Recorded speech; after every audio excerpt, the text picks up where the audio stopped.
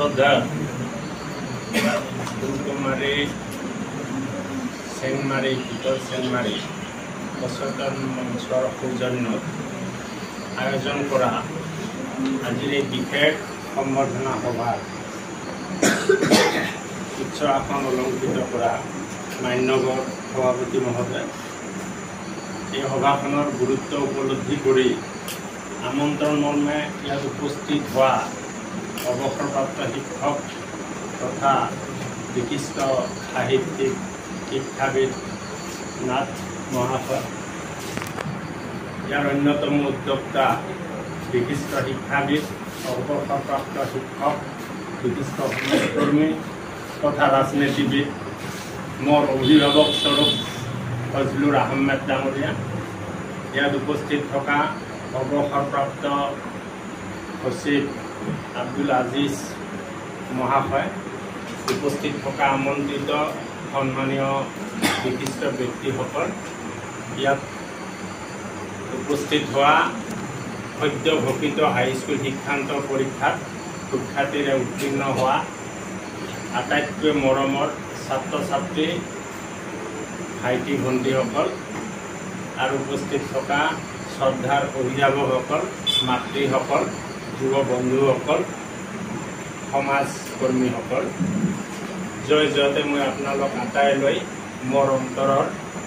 নিবৃত্তি কোণৰ পৰা মই অলপ কথা ধন্যবাদ জ্ঞাপন কৰিম।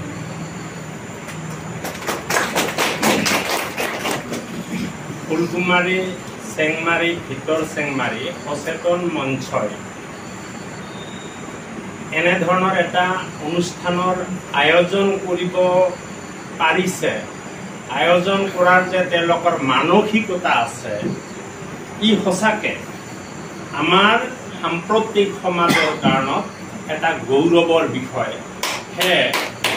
আয়োজক মণ্ডলীক মই হিয়া ভৰা অলপ জনাইলোঁ আৰু তেখেতসকলৰ এই মানসিকতাক মই শ্ৰদ্ধাৰে কৰিছোঁ। সদ্য ঘোষিত হাইস্কুল শিক্ষান্ত পৰীক্ষাত সুখ্যাতিৰে উত্তীৰ্ণ হোৱা ছাত্ৰ ছাত্ৰীসকললৈ আজি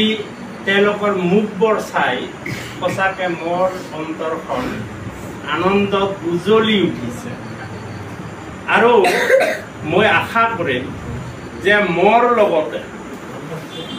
ইয়াত উপস্থিত থকা আমন্ত্ৰিত ব্যক্তিসকল আৰু অভিভাৱক তথা মাতৃসকলৰো কোনো গুণে আনন্দ কম লগা নাই। তেওঁলোকৰো অন্তৰবোৰ আনন্দত উজ্বলি উঠিছে আৰু তেওঁলোক আজি নিজেই নিজক গৌৰৱ অনুভৱ কৰিছে, কাৰণ এনেকুৱা এটা পৰিৱেশৰ তেওঁলোকে আমন্ত্ৰণ পোৱাৰ যোগ্য হিচাপে নিজকে গঢ়ি তুলিবলৈ সক্ষম হৈছে। সেয়ে এনেধৰণৰ আদৰ্শ অভিভাৱক আৰু মাতৃসকলক মই অনুৰোধ জনাম, অনাগত দিনত তেওঁলোকৰ এই যিটো সৎ কৰ্ম, তেওঁলোকৰ যিটো কৰ্মনিষ্ঠা, দায়িত্ব আৰু কৰ্তব্য গাঁৱৰ আন আন মহিলা মাতৃ অভিভাৱকসকলৰ মাজতো যাতে বিলাই দিয়ে। আজি আমি 14গৰাকী ছাত্ৰ ছাত্ৰীক সম্বৰ্ধনা দিবলৈ ওলাইছোঁ। ইয়াৰ পিছত অহা বছৰত আমি ইয়াৰ 3 গুণ ছাত্ৰ ছাত্ৰীক যাতে সম্বৰ্ধিত কৰিব পাৰোঁ, তাৰ প্ৰচেষ্টা আজিৰ পৰাই অব্যাহত ৰাখিব লাগিব। এতিয়া মই ছাত্ৰ ছাত্ৰীসকলক মই দুই এজনক অকণমান সুধিব খোজোঁ। প্ৰথমতে মই ফাৰহানাকে সুধিছোঁ। ফাৰহানা, আজি এই অনুষ্ঠানত তোমাক কেনে লাগিছে? মনৰ পৰা বহুত ভাল লাগিছে। খুব ভাল লাগিছে নহয়? ভাল লাগিছে। তাৰপিছত আন এজনী কোন আছিল? মেহজাবিন নহয়? কেনে লাগিছে? ভাল লাগিছে। কিয় ভাল লাগিল? ভালকে পঢ়িছা, ভাল ফলাফল পাইছা, হয় না? আৰু সৎ কৰ্ম, ভাল কৰ্মৰ ফল সদায় আনন্দদায়ক। আজি আনন্দ লাগিছে নে নাই? ভাল লাগিছে মানে কি? ভাল কৰ্ম আৰু সৎ কৰ্মৰ ফল সদায় আনন্দদায়ক। আজিৰ এই সভাখনে সোঁৱৰাই দিছে, মনত কৰি দিছে, হয় না? থেংক ইউ পঢ়া বেয়া পালা নেকি থিয় পঢ়াৰ কাৰণে নাই মই ফাৰহানা মাহজাবিন নহয়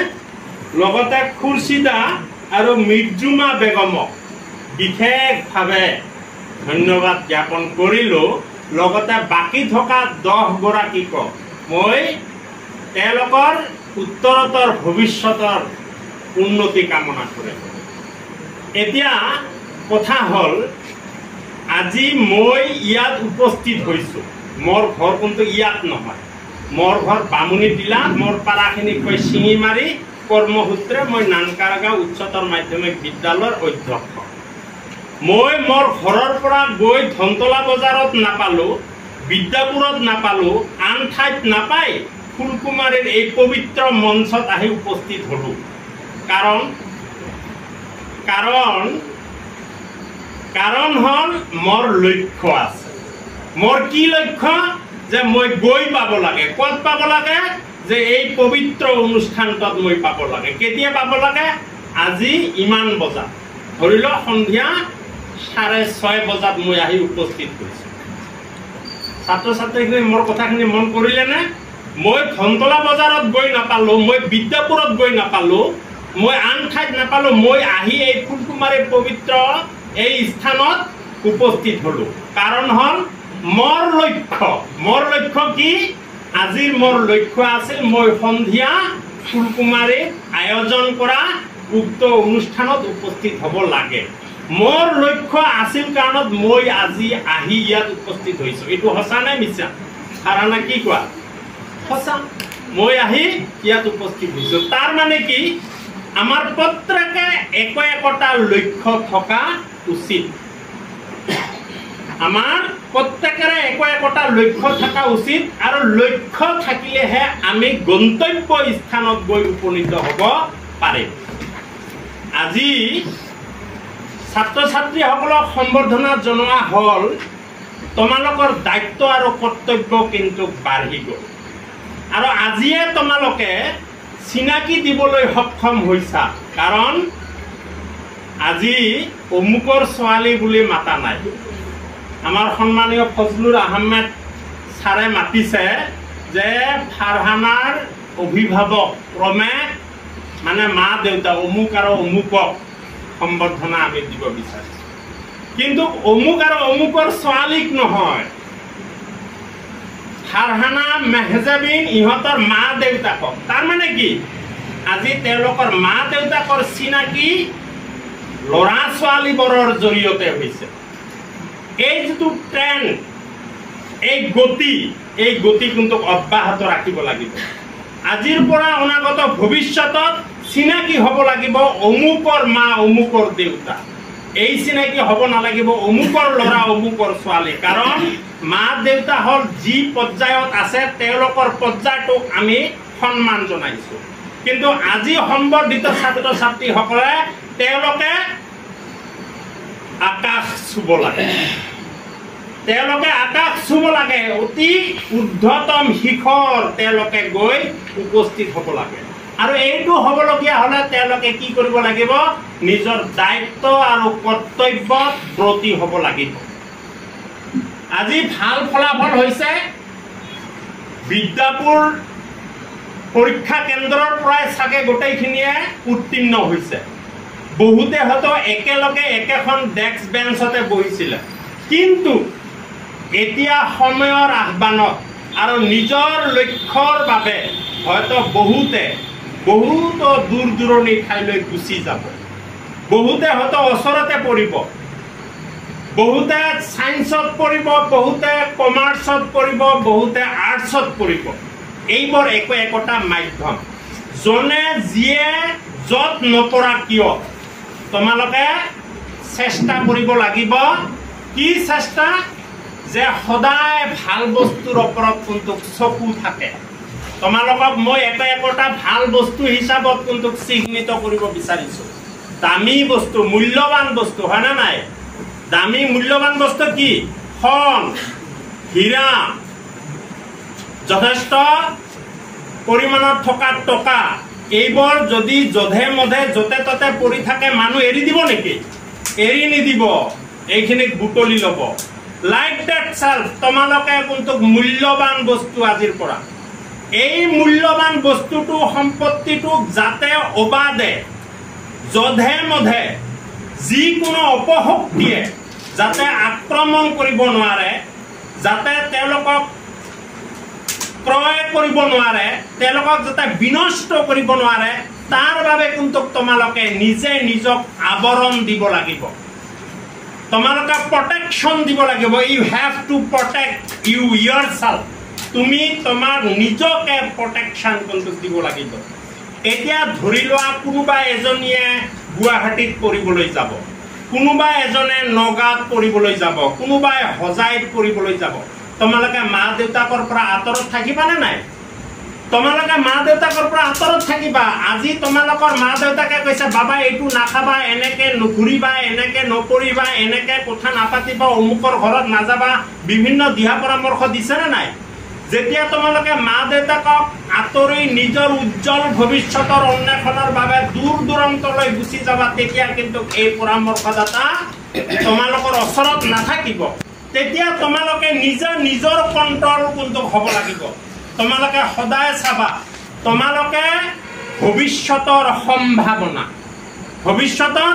সম্ভাৱনা এই অঞ্চলখনে তোমালোকক লৈ ভৱিষ্যতৰ এটা সপোন দেখিছে আমি সপোন দেখিব লাগে আৰু সপোন দেখিলেহে ই দিঠকত উপনীত হ'বলৈ সহজ হ'ব গতিকে আমি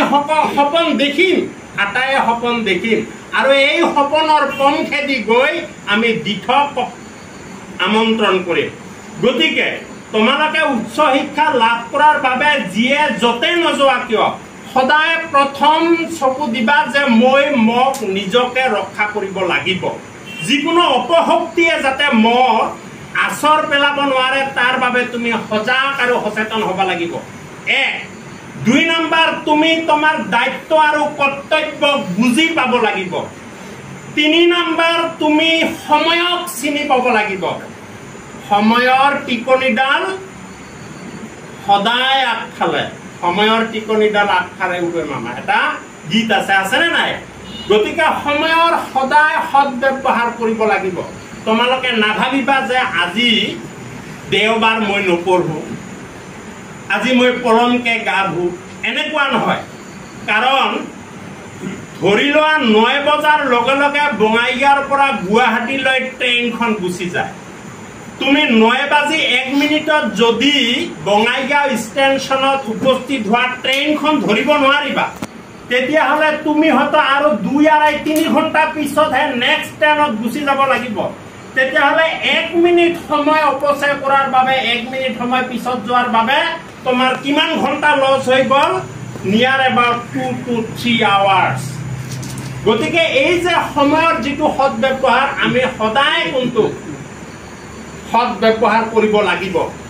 লগতে সমনীয়া লগৰীয়াৰ লগত আমি মিলাপ্ৰীতিৰে থাকিব লাগিব কিন্তু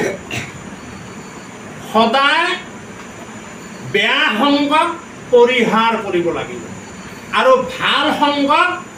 আমন্ত্ৰণ কৰিব লাগিব আকোৱালি ল'ব লাগিব আৰু সদায় শ্বেয়াৰ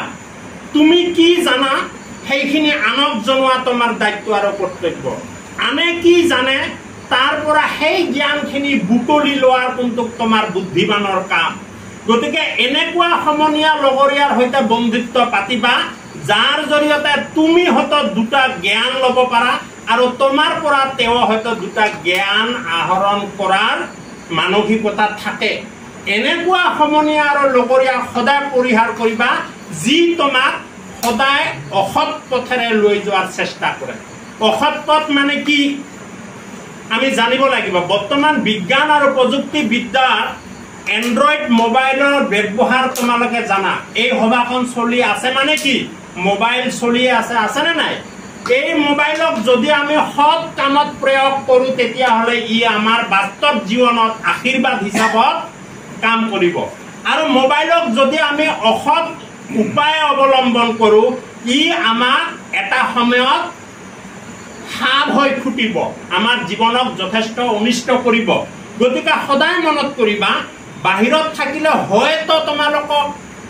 মোবাইল ফোনৰ ব্যৱহাৰ কৰিব লগা পৰিৱেশ হ'ব পাৰে মোবাইল ফোনটো যথাযথ যাতে ব্যৱহাৰ কৰা তাৰ কাৰণে তোমালোকে সদায় সচেতন হ'বা আৰু চাবা বাহিৰত গ'লে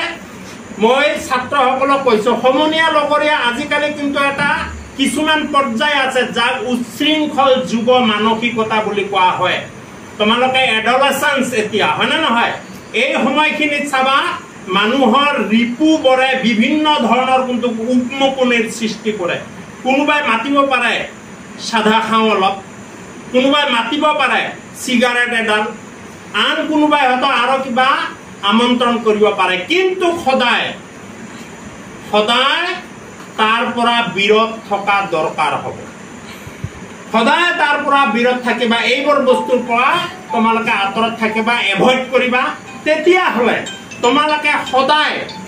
সম যেনে ধৰণৰ চকচকীয়া আৰু উজ্জ্বল নিজে তোমালোকক চকচকীয়া আৰু উজ্জ্বল হিচাপত ভৱিষ্যত গঢ় দিবলৈ সক্ষম হ'বা মই আশা ৰাখিম যে তোমালোকে আমাৰ দৰে এজন সাধাৰণ শিক্ষক হ'ব নালাগে তোমালোকে ভৱিষ্যত লক্ষ্য লোৱা ডক্টৰ হোৱা ইঞ্জিনিয়াৰ হোৱা আন কিবা যদি ভাল উপায় আছে ৰাস্তা আছে ব্যৱস্থা আছে তালৈ যোৱা কিন্তু তুমি যে যাবা তাতো এটা কথা আছে এতিয়া আছে ধৰি লোৱা তুমি কোনোবাই ডক্টৰ বা ইঞ্জিনিয়াৰ হবা ডক্টৰ বা ইঞ্জিনিয়াৰ হবা তাত তিনিটা মই পইণ্ট দিছো এক নম্বৰ পইণ্ট যে মোৰ বা তোমালোকৰ মা দেউতাকে তোমাক ডক্টৰ বা ইঞ্জিনিয়াৰ হ'ব বিচাৰিছে দুই নম্বৰ তোমালোকৰ ৰিলেটিভছে তোমাক